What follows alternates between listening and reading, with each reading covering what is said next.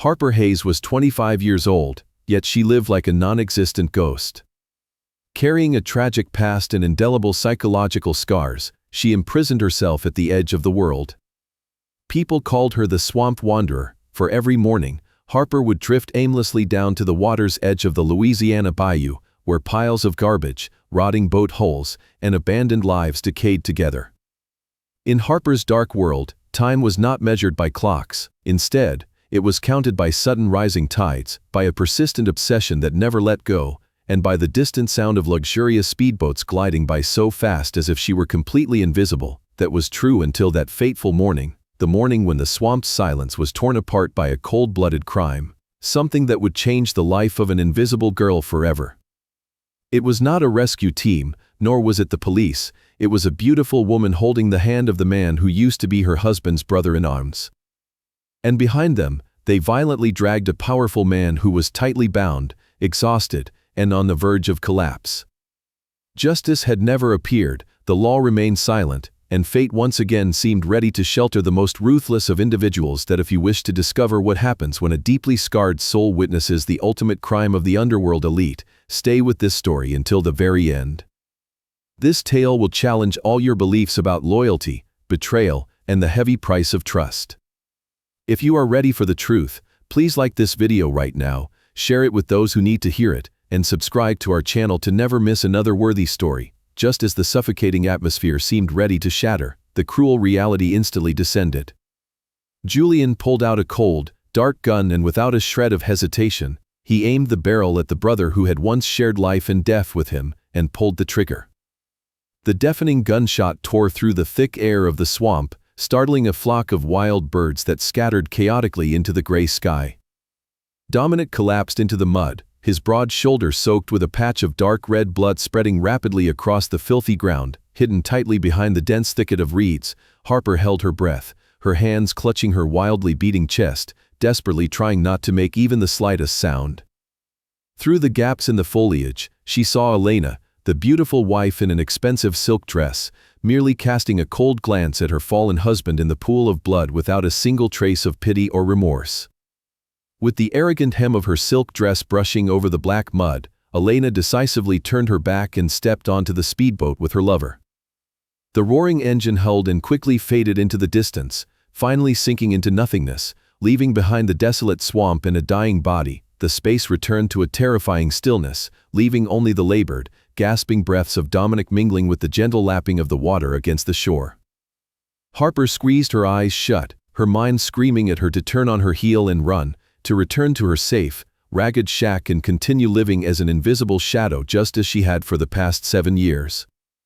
A fragile creature like her had no right to meddle in the vendettas of the elite, let alone with a man who carried the aura of the dangerous and deadly underworld. Yet, the image of the proud man ruthlessly betrayed, abandoned to die at the edge of the world, carved a deep wound into her already scarred heart. She understood better than anyone the feeling of being stripped of everything, the feeling of helplessness when swallowed by the darkness, and so Harper's mud-stained bare feet twitched slightly, her absolute terror gradually giving way to a primal strength named compassion. She bit her lip hard, taking a deep breath filled with the pungent scent of the swamp, abandoning her cowardly safety to bravely step out from the reeds toward the man thrashing on the boundary between life and death.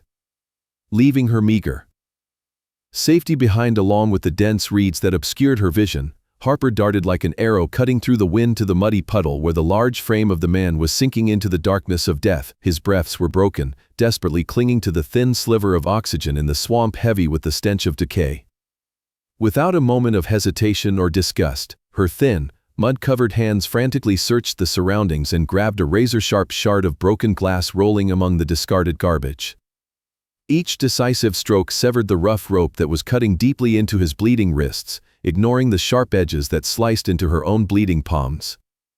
The moment his hands were freed, she paid no mind to the lurking danger, decisively tearing a piece from the hem of her own worn and tattered shirt. With all her small strength, Harper pressed the rough cloth firmly against the wound, pouring dark red blood on his shoulder, desperately trying to stop the fading life from slipping through her fingers. A bone-piercing pain tore through the veil of unconsciousness, awakening the wild survival instinct of an underworld ruler. Dominic's sharp, razor-like eyes suddenly snapped open, and in a fit of shock, mistakenly thinking his enemies had returned to finish him off, his large, calloused hands shot up like a cornered beast, tightly gripping Harper's slender wrist with a frenzied force that felt as if it could crush her bones at any moment. Agony shot straight to her brain, but Harper did not scream or fight back. Instead of panicking and struggling like a weak prey, the withered girl covered in layers of filthy mud merely stared silently into the bloodshot eyes of the powerful man. In her calm, ash-gray eyes, there was not a single seed of fear, greed, or calculation. There was only the cold composure of a soul that had walked through the fires of hell and tasted the absolute depths of tragedy.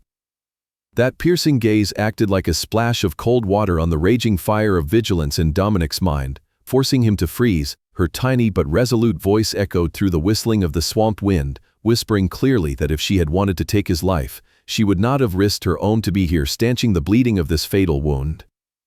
The grip gradually loosened and then dropped to the damp ground as Dominic realized he was facing a savior rather than an assassin sent to kill him. His pale, blood-drained face flashed with astonishment when he saw the girl slowly reach into the shabby cloth bag at her hip. Without a shred of hesitation or regret, Harper carefully placed beside him a mud-caked mobile phone with a cracked screen along with a sparkling diamond-studded watch that she had found at the water's edge where the speedboat had just fled. That expensive block of metal held an enormous value, a luxury item powerful enough to completely alter the dark life of someone living at the bottom of society, helping her escape the rotting shack and the endless days of starvation. Yet, the small girl in ragged clothes returned it to its owner as naturally as if it were just a worthless stone picked up by the roadside. Having spent 38 grueling years rolling in the filthy mud of power and money, Dominic had never seen anyone give away something without expecting to receive a benefit in return. Every act of kindness in his brutal underworld had a price tag, and all loyalty was merely a contract bought with blood or astronomical figures. And yet, right at this very second, amidst the rotting garbage of a remote swamp forgotten by the world, a nameless girl without a single penny to her name taught the notorious boss his first lesson in pure selflessness. The swamp wind continued to howl, carrying the metallic scent of blood and mud, but in the eyes of the crime lord who had just been stripped of all trust, the silhouette of that frail girl was suddenly etched into an eternal, unfading mark, lighting a faint spark amidst the thick darkness surrounding the fates of two people struggling at the edge of the world. Dominic's strength depleted along with the blood continuously seeping from the deep wound on his shoulder, causing the sturdy legs of the leader to collapse into the thick mud. Quick as a flash, Harper slipped her bony shoulder under his massive arm to act as a fulcrum, supporting an entire heavy body that was on the verge of crumbling. The physical disparity between a muscular mafia boss accustomed to commanding with an iron fist and a frail, 25-year-old girl as delicate as a dry leaf seemed to be erased by the fierce will to survive burning in her ash-gray eyes. They began to drag their heavy steps through the deadly swamp enveloped in a murky, blinding fog. Every step sinking deep into the foul-smelling mud meant sharp melaleuca roots hidden beneath the black water sliced into their flesh, but Harper did not utter half a word of complaint, merely gritting her teeth and carefully leading the way to avoid the deep mud pits. Dominic's weight pressed down on her shoulder heavier by the minute, to the point where he could clearly hear the exhausted, ragged breathing of the girl risking her life to bring him back from the dead, yet those small hands kept a firm grip on his waist, steadily moving forward. After a long journey struggling against the boundary of life and death, the silhouette of a crooked shack finally appeared amidst the dense, desolate foliage. Dominic leaned his back against the rotting wooden wall, slowly sliding down to the damp, moss-covered ground, and his sharp eyes, which had swept across countless of the most luxurious and extravagant mansions in the American South, now opened wide in shock at the scene unfolding before him. The place his savior called home was actually just a pathetic, patched-together structure of rotting wooden planks held in place by a few frayed ropes and yellowed, rusting nails. The paper-thin corrugated metal roof was riddled with holes, letting in piercingly cold drafts of wind and pale light that shone down on the bare, filthy dirt floor scattered with a few rusty empty tin cans used as eating bowls, along with a dented plastic jug holding cloudy water filtered from this very toxic swamp. There was no electricity, nor was there a decent bed or a single intact blanket to ward off the bone-chilling cold of the freezing winter nights.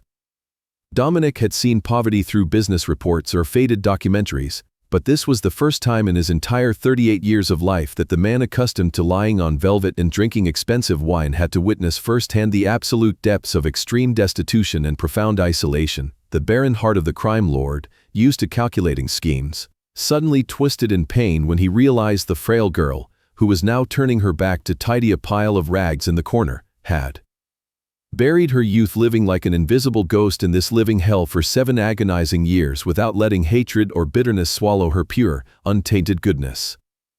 The night descended upon the Louisiana swamp, bringing with it a piercing cold and a deadly stillness that gave way to the chorus of frogs and the mournful chirping of insects. The layers of filthy mud on Dominic's body hardened, but the bullet wound piercing his left shoulder began to swell and turn bright red, signaling a violent infection breaking out. The muscular body of the 38-year-old boss shivered violently as a burning, high fever consumed his mind. Harper quietly rummaged through the dark corner of the shack, pulling out a small glass bottle containing a pungent, cheap bootleg liquor that she often used to rub her aching bones on exhausting days. Without a word of warning, she carefully removed the hastily torn bandage from that morning and poured the burning liquid directly onto the festering wound that a heaven-piercing agony shredded every nerve ending, shooting straight to his brain and causing Dominic to jolt, his muscles pulling as tight as a snapping bowstring. But with the pride of a man standing at the top of the underworld, he clamped his teeth together until they bled, absolutely refusing to let out even a faint whimper. However, as the darkness grew thicker, the cold, impenetrable armor of the leader gradually cracked under the pressure of continuous delirium.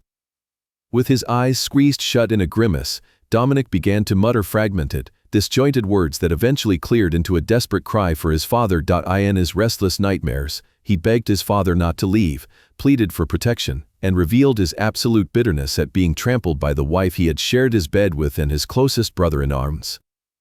The trembling whispers carrying the fear of abandonment from the powerful man echoed in the cramped space, striking heavily against Harper's calloused heart.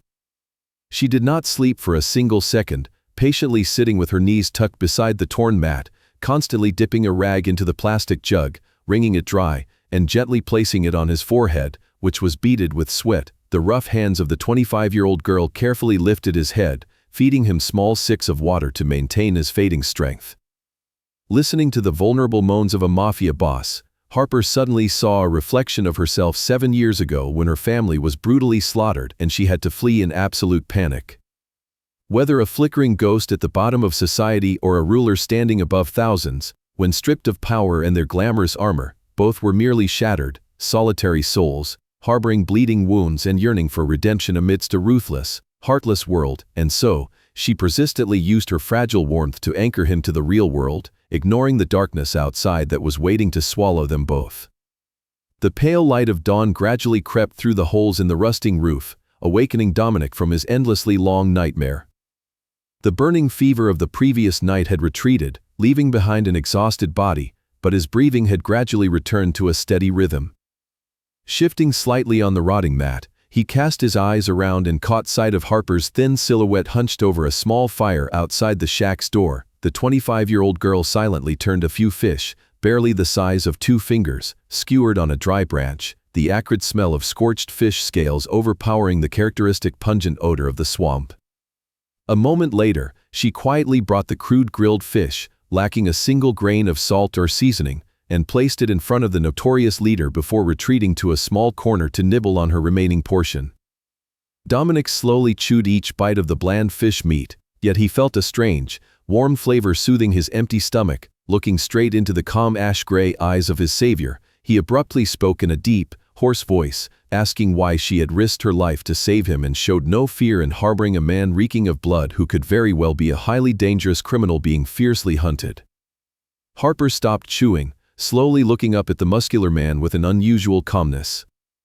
She gently replied that truly dangerous, cruel people would never lie still and let a stranger touch their wounds, nor would they utter weak cries for their father in the midst of delirium, and they certainly would not haltingly offer a clumsy thank you when they thought she was fast asleep. Harper astutely analyzed that when they faced each other at the water's edge, she had seen the eyes of the traitor named Elena, but cold, ruthless gaze brimming with calculation and the intense desire to eliminate an obstacle.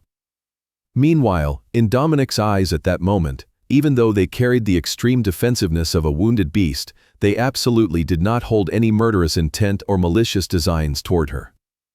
Hearing those razor-sharp confessions, Dominic froze slightly, realizing the 25-year-old girl sitting before him was not acting out of blind innocence or foolish impulsivity. That keen insight, capable of reading the depths of others' souls, was clearly a weapon of survival. Forged from countless tear-soaked tragedies at the very bottom of society, helping her clearly distinguish who was the true devil and who was a fellow sufferer sharing the same pain of abandonment as herself. The budding understanding between the two lost souls was suddenly shattered by a sharp, cold sound roaring from the distance. It was not the rattling, decaying engine noise of the poor fishing boats scraping by for a living around the swamp, but rather the smooth, commanding roar of modern speedboats tearing through the morning mist. That sound hammered against Harper's eardrums, bringing with it the horrifying memory of the bloody morning the day prior, causing her face to instantly pale, but her hands reacted with the speed of an animal far too accustomed to being hunted. Julian's henchmen had returned to search and confirm the death of the crime lord, wiping clean all the filthy traces they had left behind. Without wasting a single second, Harper extinguished the small, flickering fire, hastily grabbed Dominic's uninjured arm, and yanked him to his feet. Dominic's entire body went rigid as he suppressed a groan rising from his throat when the sudden movement caused the wound on his left shoulder, which had just barely closed, to tear open again, pouring out streams of bright red blood that soaked through the crude makeshift bandage. Even though his tall legs were still swaying from blood loss and the ravages of the night's fever, Dominic understood that if they lingered in this flimsy, wide-open shack, they would both become target practice for the merciless gun barrels rushing toward them. Harper cast her eyes around once to burn the image of her poor shelter into her memory, then decisively supported the muscular man as they plunged straight into the dense wall of reeds, forging a path deep into the darkest core of the Louisiana bayou. The black, foul-smelling water, thick with the stench of mud and decaying leaves, rose gradually from their ankles to their waists, biting cold like thousands of needles piercing their flesh. Every step sinking deep into the mushy swamp bottom demanded an enormous amount of strength to pull the foot up and take the next stride, causing beads of sweat to pour out and soak their foreheads. Dominic's vision blurred as he swayed, the murky, foul swamp water flooding into the bullet wound, bringing with it bacteria and a stinging pain that reached his very bones, but the 38-year-old boss could only grit his teeth, entrusting his life to the guidance of the frail girl ahead. The deeper they ventured into the black water territory, the more the barren ancient trees, with roots plunging violently into the water's surface, intertwined to form a dark labyrinth that blotted out the sun. The razor-sharp blades of tall grass sliced their skin, but neither dared to pause for even half a breath. Behind them, the sounds of the speedboat engines had completely died down, replaced by the thudding of leather boots trampling the slushy mud, the rustling of parted leaves, and the crude curses of the assassins prowling around the shack area. The booming voice of a henchman rang out, ordering his cohorts to fan out and sweep the surrounding radius, searching every bush with the chilling directive that they must see a corpse before they were allowed to return. The distance between the hunters and the two-cornered prey narrowed by the minute, threatening to snatch away the slim hope of survival that had just begun to bloom. Harper's chest pounded relentlessly as she pulled Dominic to hide behind the base of a fallen giant melaleuca tree, its rough roots jutting out to create a perfect camouflage curtain amidst the pitch-black water. All around them, there was only the buzzing of mosquitoes and the heavy thudding of footsteps wading through the water toward them. Every passing second felt as long as centuries as the dark figures, gripping cold weapons, loitered right above their heads, forcing the two scarred individuals to play a game of chicken with the grim reaper in a suffocating silence. Leaving the fallen melaleuca stump behind, Harper continued to press forward, dragging Dominic through chest-deep waters to reach a small mound of earth jutting out in the middle of the swamp. This place was surrounded by deep mud and a tangled network of roots, creating a perfect hidden fortress that only someone who knew every breath of this desolate water by heart could possibly find. The two soaking wet bodies pressed themselves tightly against the cold mud, lying flat amidst the overgrown tall grass that completely obscured them from outside view. Right as they took cover, the loud splashing of wading through water echoed clearly, followed by streams of foul cursing from the assassins when one of them slipped and fell into the slushy mud puddle. The heavy footsteps trampled the dry grass terrifyingly close, right above their heads, as if just reaching out a hand would result in dark gun barrels pointing straight at their skulls. In that suffocatingly tense moment, Dominic clearly felt the rapid heartbeat and the heaving chest of the 25-year-old girl lying pressed against his side. Despite his body enduring flesh-tearing pain from the bullet wound, The 38-year-old crime lord still unconsciously wrapped his large, uninjured arm around Harper's shoulder, fully embracing her frail frame and pressing her tightly against his broad chest. That was not a calculation or a scheme, but rather the most primal protective instinct of a man wanting to shield his sole benefactor amidst the boundary of life and death. Harper was momentarily stunned by the strange warmth transmitting through the soaking wet clothes, but she chose to lie completely still, not daring to breathe heavily, her ash-gray eyes glued to the gaps in the foliage. Each passing minute stretched out like centuries, pulling every nerve string taut, until the irritated voice of a henchman rang out, complaining that the mud in this area was too deep to take another step. The leader issued a command to retreat, shifting the search to another sector because he believed a severely wounded man could not simply evaporate from this place. The roar of the speedboat engine screamed again, then gradually faded into the deadly silence of the gray waters. Dominic let out a soft breath, loosening his muscular embrace to let Harper slowly push herself up to a sitting position, though her eyes still gleamed with high alert. She looked straight into his pale face, her voice a firm whisper asserting that those men would undoubtedly return, and this cramped dirt mound was only a temporary hiding spot that could not conceal them for another day. Miles away from the thick black water and the foul mud of Louisiana, the extravagantly luxurious mansion featuring French architecture sat majestically right in the center of New Orleans, standing tall beneath the ancient oak trees. Inside the fortified marble walls, brilliant crystal chandeliers cast shimmering light upon countless priceless oil paintings.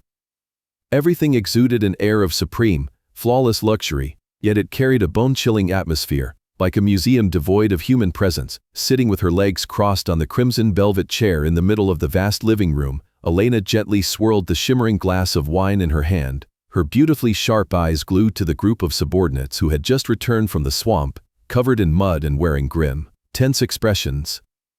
The leader of the search squad swallowed hard, reporting that they had found no body whatsoever, only discovering a torn shack and a trail of fresh blood that dragged on and then disappeared completely without leaving a single trace. Standing right beside her, Julian turned pale with terror, his voice rasping as he shouted that such a thing was absolutely impossible, because he himself had fired the bullet that tore through Dominic's shoulder, and a man losing that much blood could not possibly walk out of the deep water on his own. The subordinate timidly lowered his head and continued reporting that during their interrogation of the local fishermen, they had gathered a confidential tip about someone spotting a scrawny, wandering girl living in seclusion deep in the swamp, who had stepped in to help and guided a strange man away. A person with no family, no background, but who knew every treacherous corner of the deadly waters by heart as well as the back of her own hand. Elena's elegant hand gripped the stem of the crystal glass so tightly that her knuckles turned white, revealing a cruel fury hidden beneath the facade of the haughty lady.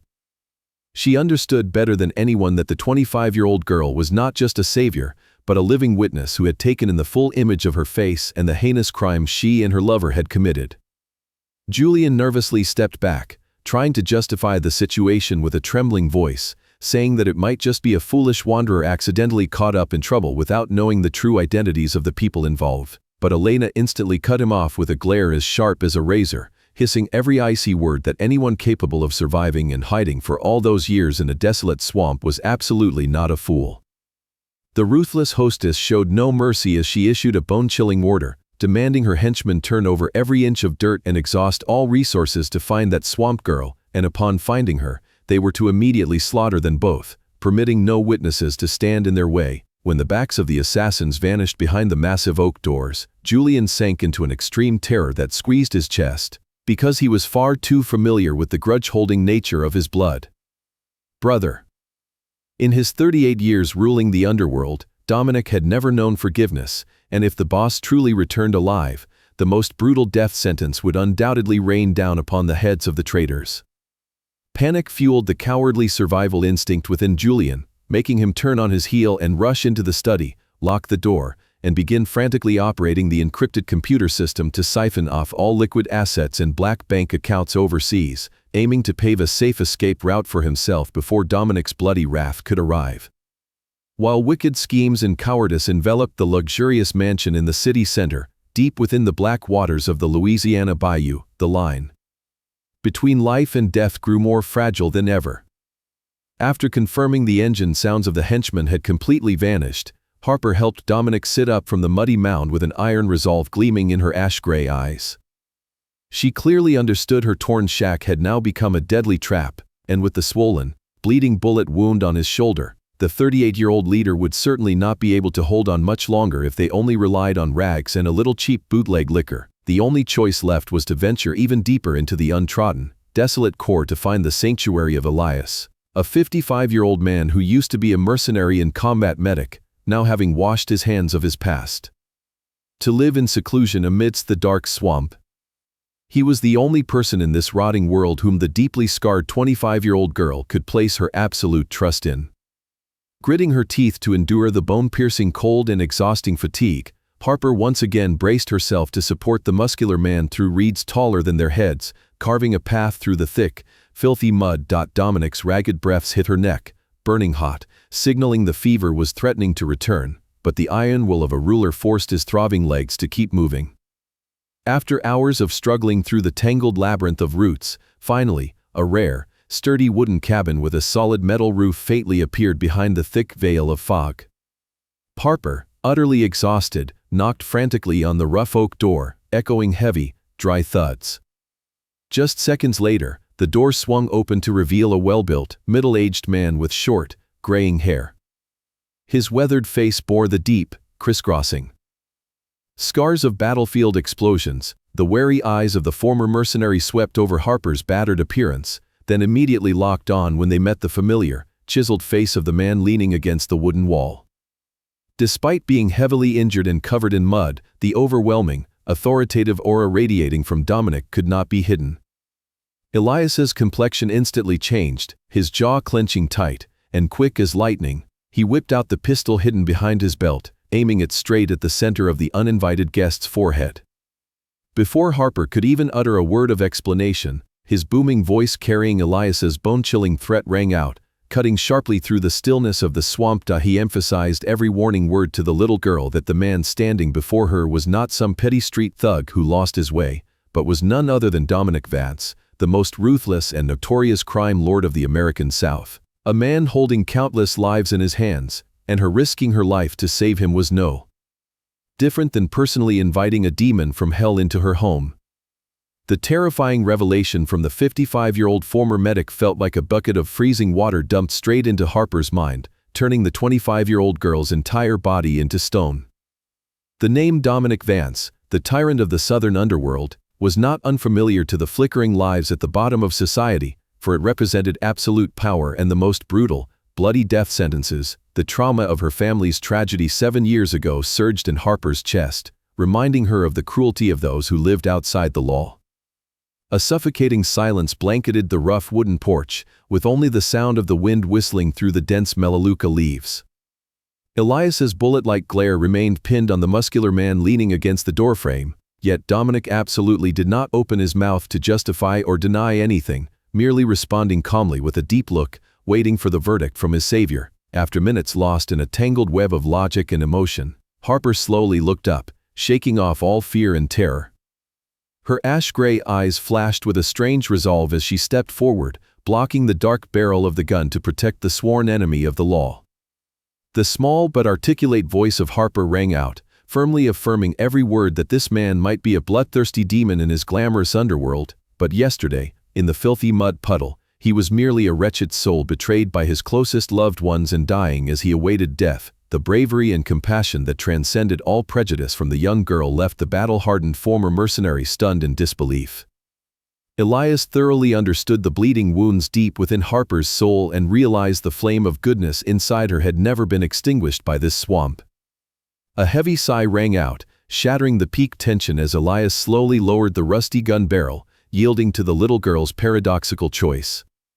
He gruffly muttered a few complaints, then decisively pushed the door open and stepped inside, waving his hand to signal them both to quickly slip through the doorway. Inside the wooden cabin, warmed by the light of an oil lamp, Elias expertly pulled out a professional military medical kit, covered in dust but fully stocked with essential life-saving supplies. Under the pale yellow light, the authentic smell of medical antiseptic hit their noses, dispelling the mustiness of the swamp. The seasoned former medic quickly cut away the bloody, crude fabric bandage, cleaned the necrotic tissue, and used medical thread to stitch up the deep wound on Dominic's muscular shoulder with swift, precise movements. Even though every needle piercing his flesh brought agonizing pain that tore at his soul, the 38-year-old leader sat as still as a bronze statue, biting his jaw tightly to endure it without letting out any weak sounds, while his sharp, cold eyes never left the frail silhouette of the girl keeping watch right beside him. When the final stitches were completed on the muscular, bleeding shoulder reeking of antiseptic, Dominic slowly slipped his tattered shirt back on, hiding the tearing scars of a life spent brawling in the criminal world. The sharp, cold gaze of the 38-year-old boss swept over the dust-covered furniture in the wooden cabin, then stopped at a dark corner where an old, rusty military radio transmitter from wartime sat.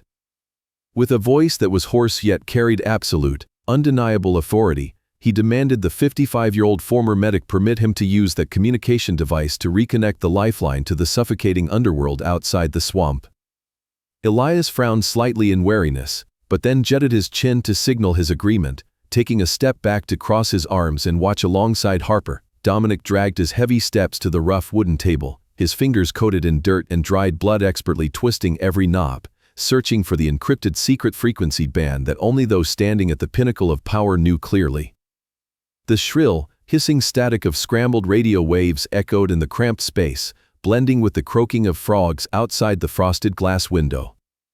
It took a long time before the signal connected successfully, and slipping through the chaotic noise was the deep, highly guarded voice of Douglas, the most loyal right-hand man and the final trump card Dominic still retained after the bloody upheaval. The moment the cold, steady tone of his leader came through the line, Douglas nearly dropped the receiver, absolutely horrified, feeling as if he were communicating with a ghost who had just stepped back from the dead.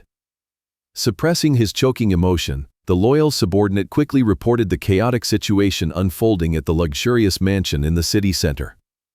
Douglas meticulously detailed how Elena and her despicable lover Julian were throwing up smokescreens, frantically hoarding wealth, and threatening the other bosses to seize total control of the organization. They had sent out a slew of morning black invitations, setting a summit meeting gathering all the high-ranking leaders of the underworld in exactly 2 days to officially declare Dominic's death and crown Julian to the throne of supreme power.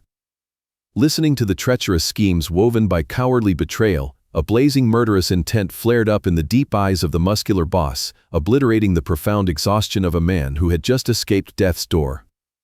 The facade of a pathetic victim in the swamp instantly shattered, giving way to the cruel and decisive true nature of a real king. With a voice as sharp as a razor cutting through all fear, Dominic coldly ordered Douglas to maintain absolute silence, forbidden from alarming the enemy or revealing any trace of his existence.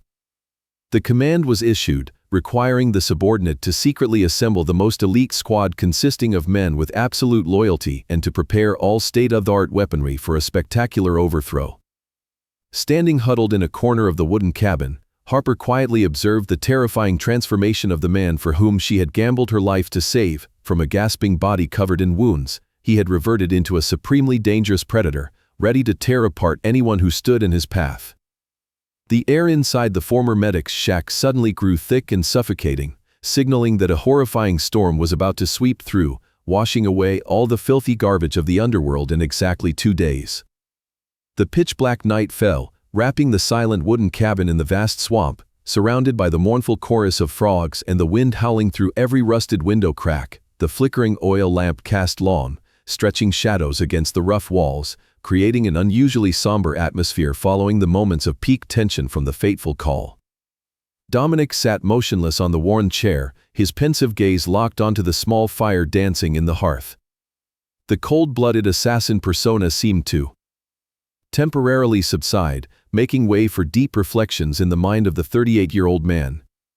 According to the bloody customs of the underworld, the law of the jungle always demanded the most brutal revenge, skinning and hacking apart the traitors, drowning them at the bottom of the river to serve as an example for others. Yet, when he turned to look at the frail silhouette of Harper curled up, hugging her mud-stained bare legs in the dark corner, a strange sensation suddenly sparked in the crime lord's chest. For the first time in his life, Dominic spoke in a worn, slightly hesitant voice, asking the 25-year-old girl what punishment she thought he should bestow upon the treacherous couple who had pushed him to his death. Harper looked up slightly, her ash-gray eyes calm like a ripple-free lake reflecting the flickering firelight, having endured 7 grueling years surviving like an invisible ghost, carrying the pain of losing all her family and her future, she perfectly understood the ultimate torture of fate. In a voice that was soft but carried the weight of 1,000 pounds, Harper slowly expressed the perspective of someone covered in bleeding wounds. She whispered that death, no matter how agonizing, was merely a far too easy and swift release for sinners. The most brutal punishment did not lie in taking away their breath, but in forcing them to live on while stripping them of everything they worshipped, including power, money, fame, and pride, forcing them to taste the feeling of being discarded, plummeting to the absolute bottom of humiliation, living a pathetic, invisible existence amidst the world they once despised. That was the truest living hell sentence. Every razor-sharp word from the small girl punctured the deeply ingrained violent dogmas in the head of the notorious leader, leaving him stunned to realize a profound truth he had never considered. Without needing to shed a single drop of blood, he could still make Elena and Julian beg for death in utter despair. Dominic's gloomy eyes suddenly lit up with a penetrating glance full of admiration for his savior. He reached into his pocket and pulled out the expensive diamond-studded watch, sparkling brightly under the oil lamp, the very thing she had refused to accept that morning. This time, Dominic did not view it as a material reward, but respectfully placed it into Harper's bony palm along with a solemn oath that echoed in the quiet space. He affirmed that he would leave tonight to settle his vendetta, but this watch would serve as a token for a sworn promise of honor that he would absolutely never forget her life-saving grace, nor the priceless lesson from the girl who bravely pulled him out of the dark mud. The thick, freezing night of the swamp witnessed a silent parting as Dominic stepped onto the small motorboat of the seasoned former medic. Leaving behind the faint oil lamp of the wooden cabin, the 38-year-old leader carried an iron oath and an uncompromising revenge plan, speeding into the dense fog toward the city where the traitors were reveling in their illusions of power. The darkness gradually gave way to the pale rays of dawn, but the peace of the wilderness had been permanently stripped away. Just as the sun peeked out, the deafening roar of speedboats once again tore apart the silent atmosphere. The cold-blooded squad of assassins sent by Julian ruthlessly churned up every inch of mud and finally tracked down the dilapidated, torn shack where Harper had taken refuge for 7 long years. Driven mad after exerting such effort to search only to be met with empty silence, the aggressive henchmen decided to vent their frustrated rage on that poor sanctuary. They heartlessly poured gasoline and tossed a blazing torch straight into the pile of rotting wooden planks. Standing safely hidden behind the ancient melaleuca trees quite a distance away, Harper's ash-gray eyes widened, staring blankly as the wicked fire furiously erupted, devouring her only roof. Thick, black columns of smoke billowed high, mingling with the air and carrying the acrid smell of the shabby items that held so many bitter memories of survival. The flames licked up every piece of rusty corrugated metal, incinerating the torn mat where Dominic had laid suppressing his fever, and turned to ash every meager belonging the 25-year-old girl had painstakingly salvaged from floating debris. The intense heat radiated into the space, yet it left Harper's heart feeling as cold as an ice floe. Rooted to the spot amidst the filthy mud, she distinctly felt a profound emptiness carving deep into her mind, reigniting the horrifying trauma of that fateful day 7 years ago when her entire family and peaceful world had also been completely swallowed by the cruel fires of the underworld. Her final shelter, the fragile boundary of safety that helped her hide from the cruel world, had now officially turned to dust, forcing a deeply scarred soul to face the harsh nakedness of fate without any protective shell left to rely on. The swamped sky was tainted with thick, acrid black smoke lingering endlessly in the silent space, signaling that a ruthless destruction had just swept through. Amidst the desolate scene and the smell of ash burning her nose, Elias frantically waded through the slushy mud and found Harper standing completely still like a lifeless stone statue. The ash-gray eyes of the 25-year-old girl stared emptily at the glowing embers that had been her only shelter from the rain and wind for 7 long years. Her skinny frame trembled under the thin shirt, not because of the freezing cold of the gray waters, but due to the bleeding wounds in her heart from the tragic past tearing at her soul, as once again she was stripped of her final sanctuary. The 55-year-old former medic sighed softly in sorrow, extending his scarred hands to gently pat the violently shaking shoulders of the little girl, pulling her back to the harsh reality before guiding her back to his safe wooden cabin. The moment the rough wooden door shut, blocking the wind carrying the embers, Elias immediately strode to the corner of the room, turning the dial on the old military radio transmitter to connect to the secret channel. The other end of the line transmitted the deep, razor-sharp voice of Dominic ringing out amidst the static. Without beating around the bush, Elias calmly delivered the terrible news that Julian's assassin henchman had sniffed out the trail and heartlessly set fire to Harper's shack, burning it to the ground, turning everything to ash drifting on the black water. He emphasized that even though the girl was lucky to escape death, her psyche had suffered a devastating blow after losing the final life preserver that anchored her safety. The brief report from the former medic acted like a spark thrown straight into a powder keg, detonating an inferno of rage surging through the veins of the 38-year-old boss. Over the radio waves, Elias could clearly hear the sound of teeth grinding, exuding a bone-chilling murderous intent from a wild beast pushed to its limit. The image of the frail, small girl who had stayed awake all night to apply cooling cloths to his fever, now standing utterly alone in the cold swamp watching her sanctuary turn to ashes, made Dominic's heart twist in an agonizing blend of extreme sorrow and absolute fury. His calm, patient exterior was instantly ripped away, making room for the brutal true nature of a ruler. With a growling voice that carried a bloody death sentence, Dominic hissed every word, ordering Elias to protect Harper at all costs, absolutely forbidding her from suffering any further harm. He decisively severed the connection with the wooden cabin and immediately contacted his loyal subordinate, Douglas.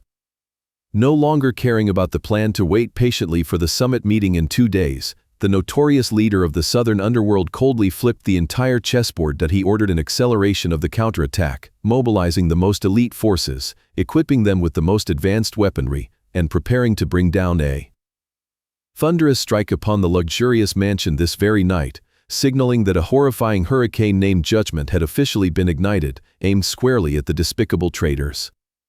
Leading the smoldering fires behind in the black waters of the Louisiana Bayou, the narrative space suddenly shifted to the bustling city center, where the most magnificent and opulent mansion in New Orleans stood tall. Tonight, that fortified marble castle was no longer cloaked in cold emptiness, but was brilliantly illuminated by hundreds of expensive crystal chandeliers shining down on the massive grand hall.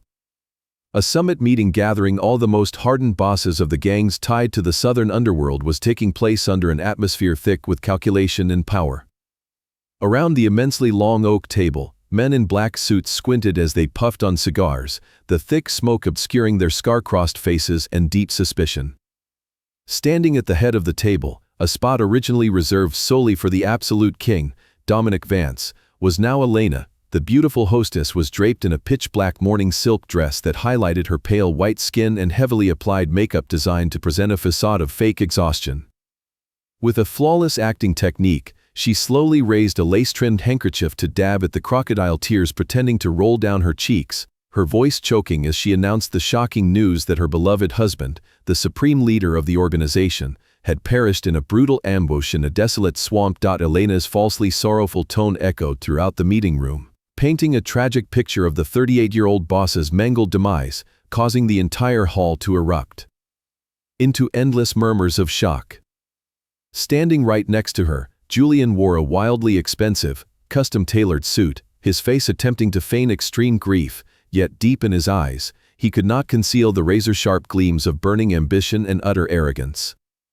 He loudly cleared his throat, silencing the noise below, and then began to ramble on endlessly about the massive contributions of his blood brother, emphasizing that this colossal empire could not remain a headless snake for even a single day. Backed by prearranged support from Elena and a few bribed individuals, fake cheers of praise began to rise from the corners of the room, demanding everyone crown Julian to the throne of supreme power to take over the entire bloody legacy that Dominic had left behind. The atmosphere in the grand hall instantly became condescending and reeked of smugness as the traitors firmly believed they had the entire underworld tightly in their grasp. Elena stealthily traded a triumphant look with her lover, hidden behind her handkerchief soaked in fake tears, while Julian slowly caressed the crimson velvet backrest of the leader's chair, preparing to sit down and savor the sweet, lucrative fruit fertilized by vile betrayal. They were blissfully drowning in the halo of ultimate victors, drafting fantasies of a future where they ruled supreme, entirely unaware that the Grim Reaper's scythe was quietly pressing against their necks, and a hurricane of wrath in the shape of the true king had surrounded every square meter outside the massive oak doors, just waiting for the explosive moment to rip apart this entire pathetic theatrical play of power.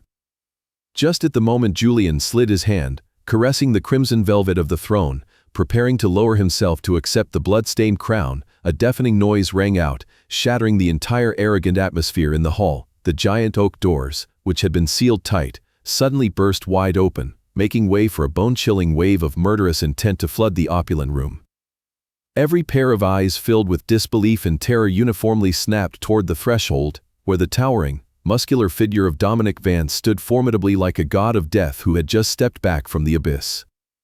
The vast room instantly froze, turning so silent that one could clearly hear the erratic, thumping heartbeats of those harboring treacherous ambitions, bearing no resemblance to the haggard look of a man about to drown in a swamp and needing no dozens of bodyguards to flaunt his status. The 38-year-old boss wore only a pitch-black button-down shirt that concealed the bloody gauze on his left shoulder, yet the devastatingly brutal aura emanating from his deep eyes was enough to crush any will to resist.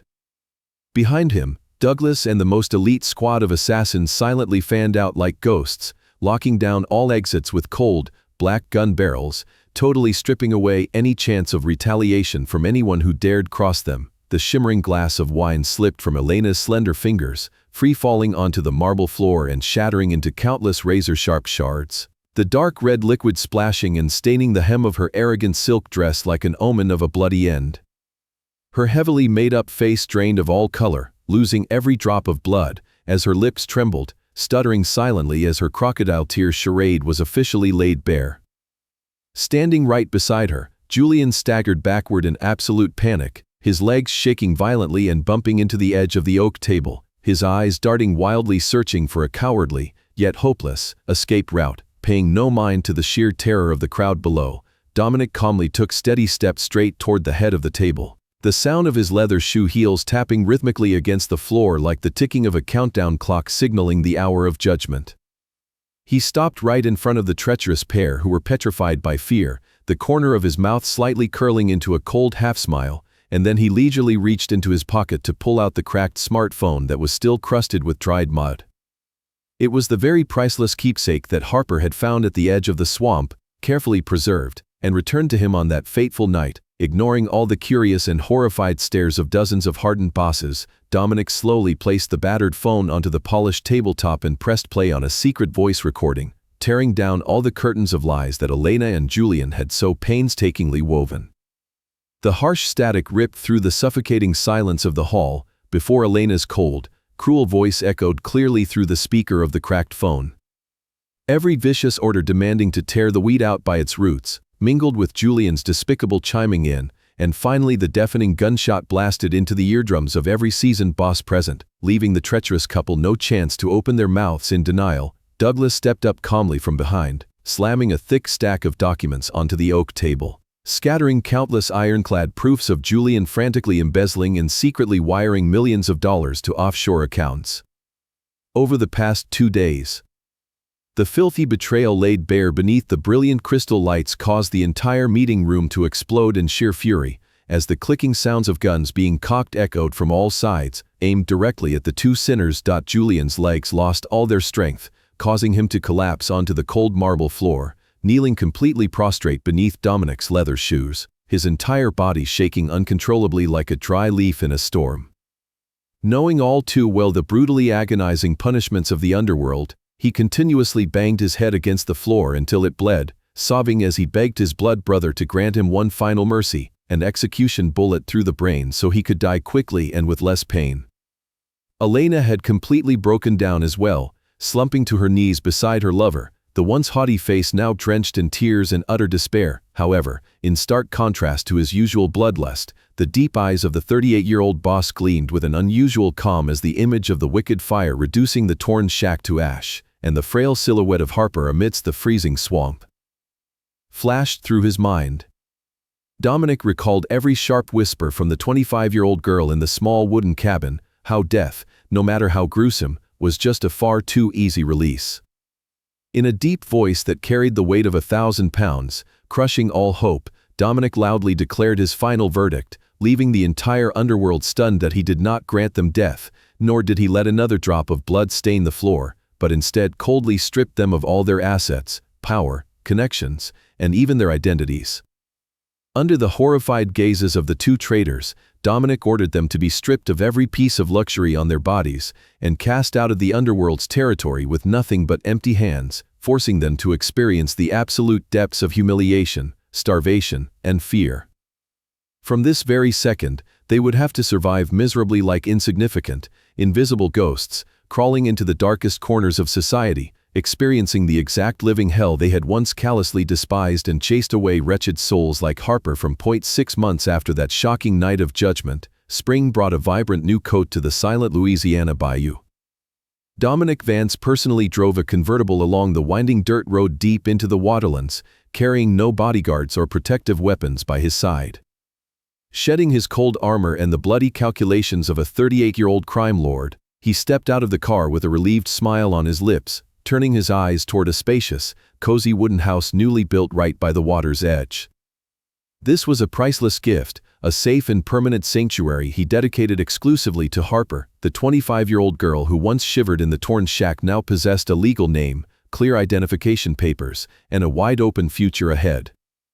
Harper hugged thick books to her chest in preparation for the start of school, her ash-gray eyes, once clouded by tragedy, now sparkling with the light of life and fierce hope. Together, they walked out to sit by the edge of the wooden dock smelling of pine resin, quietly watching the water lazily drift by, carrying away the painful remnants of the past into the void. The bleeding wounds in the souls of both people who had once been rejected by the world were now fully healed, opening a brilliant new chapter of harmony, forgiveness, and an absolute trust that nothing could ever shake. The story of the swamp girl and the betrayed crime lord has come to a close, but its profound echoes will continue to resonate forever in our minds. It is the clearest proof that kindness and goodness do not require you to have a massive fortune in order to give them away. Sometimes, the people willing to reach out and save us in our darkest moments are the very ones carrying the most scars and possessing the absolute least. The story also reminds us that genuine loyalty can never be bought with money or power, and no matter how miserable the circumstances, every person has the right to choose to keep the flame of goodness alive in their heart. If this deeply emotional story has touched your heart, please hit the like button right now and share it with your loved ones to spread these invaluable life lessons. Do not forget to subscribe to our channel to continue enjoying countless captivating and meaningful videos every single day. We are very eager to know how you feel after listening to this tale. Have you ever been lucky enough in real life to meet someone like Harper, a person ready to give without expecting anything in return? Or have you yourself ever received unexpected help in the darkest moment of your life? Please feel free to share your comments down below, as we are always here, ready to listen to the most sincere thoughts straight from the depths of your hearts. Finally, we would like to send our deepest gratitude to you for accompanying the story until the very last moments, and we wish everyone watching this video good health, a joyful life, and peace every single day. Goodbye, and we will see you again in the next video.